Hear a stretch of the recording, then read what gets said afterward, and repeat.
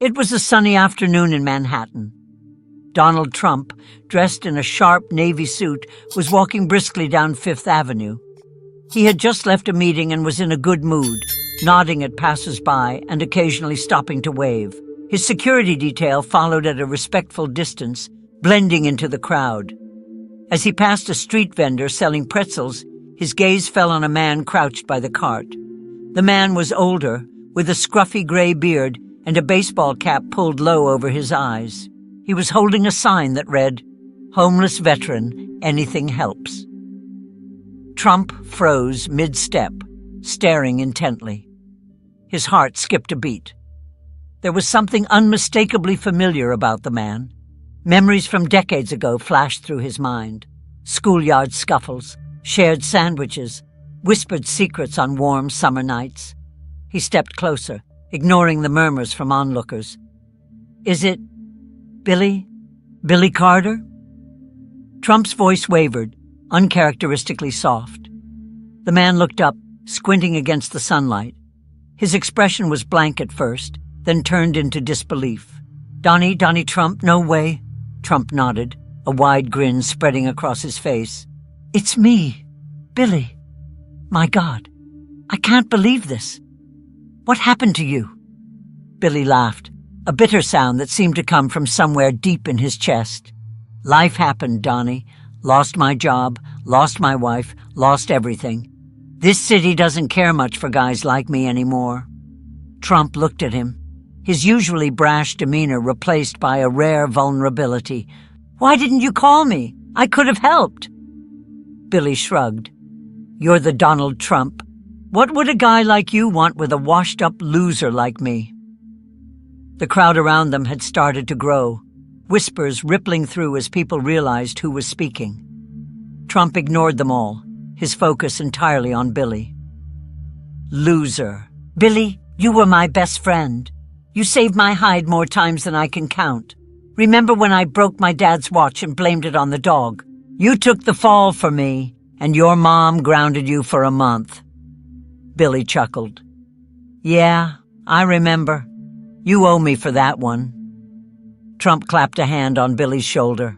"Damn right I do, and I'm going to make it right." Before anyone could react, Trump turned to his security team. "Get him cleaned up. Suit, haircut, whatever he needs. Then take him to Trump Tower. He's staying with me." Billy looked stunned. "Donnie, I can't." Trump cut him off. "You can and you will. No arguments. I won't take no for an answer." The crowd erupted in cheers and applause as Trump helped Billy to his feet. Phones were out, cameras flashing, but Trump didn't seem to care. He looked at Billy, his expression uncharacteristically earnest. "You're not doing this alone anymore, Billy. I've got your back, just like you always had mine." Billy's eyes glistened with unshed tears. "Thanks, Donnie. I don't know what to say."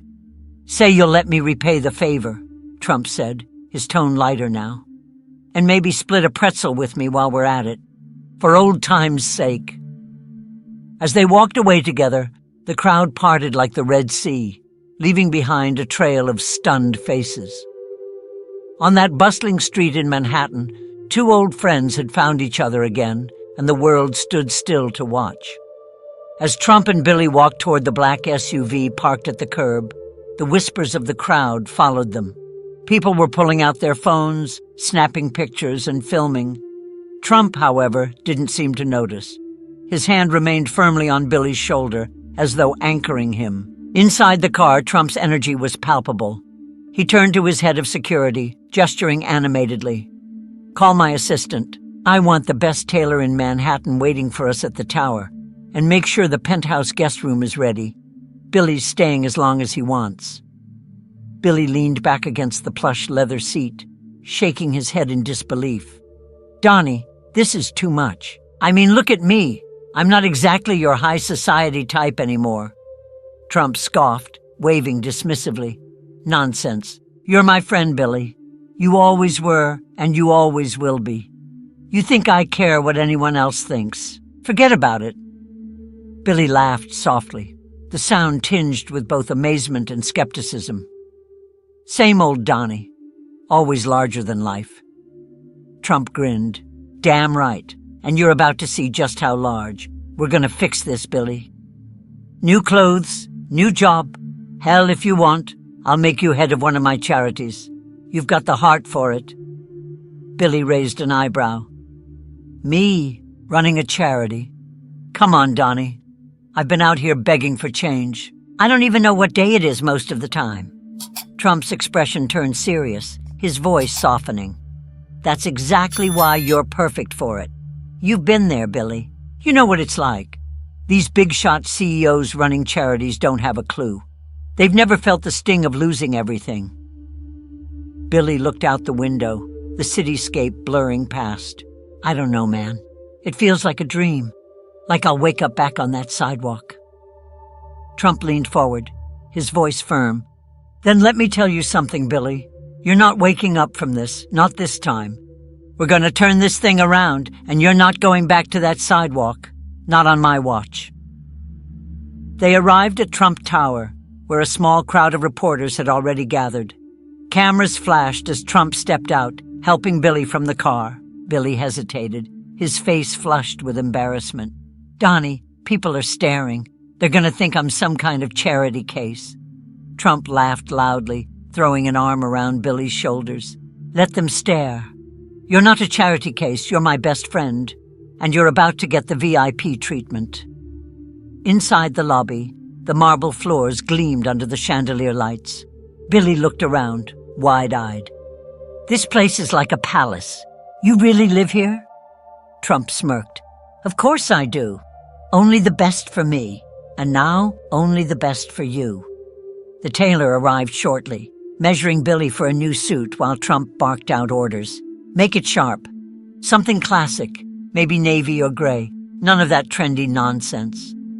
Billy chuckled as the tailor fussed over him. I can't believe this is happening. 1 minute I'm on the street, and now I'm getting fitted for a suit in Trump Tower. Trump leaned against the wall, watching with a satisfied smile. Get used to it, Billy. This is just the beginning. Later in the penthouse, Trump handed Billy a glass of whiskey and raised his own. To second chances, he said, his voice warm, and to old friends who never really leave us. Billy clinked his glass against Trump's, his eyes misty. Thanks, Donnie, for everything. I don't know how I'll ever repay you.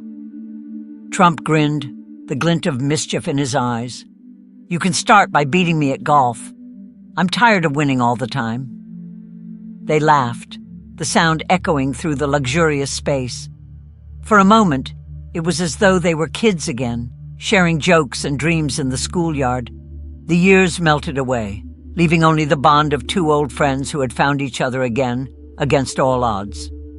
A few weeks later, Billy stood on the stage of a packed auditorium, wearing a sharp suit and holding a microphone. The crowd, filled with philanthropists, business leaders, and reporters, listened intently as he shared his story. I never thought I'd be here, Billy said, his voice steady but full of emotion. A few weeks ago, I was invisible, just another face in the crowd, forgotten by the world. But then, my old friend Donnie saw me. He didn't just see who I'd become. He saw who I was, who I could be again. And he reminded me of something I'd forgotten. Hope. Trump sat in the front row, beaming with pride. When Billy finished, the applause was thunderous. Trump stood, clapping the loudest, then walked on stage to give Billy a bear hug. You nailed it, Billy, Trump said into the mic, his voice carrying a playful edge. But don't let this go to your head. You're still splitting that golf game with me next week. The crowd laughed, and Billy grinned, shaking his head. Deal. As the applause continued, the two old friends stood side by side, a testament to the power of loyalty, redemption, and never giving up on the people who matter most. For Billy, it was a new beginning. For Trump, it was proof that even the most unexpected connections could change lives.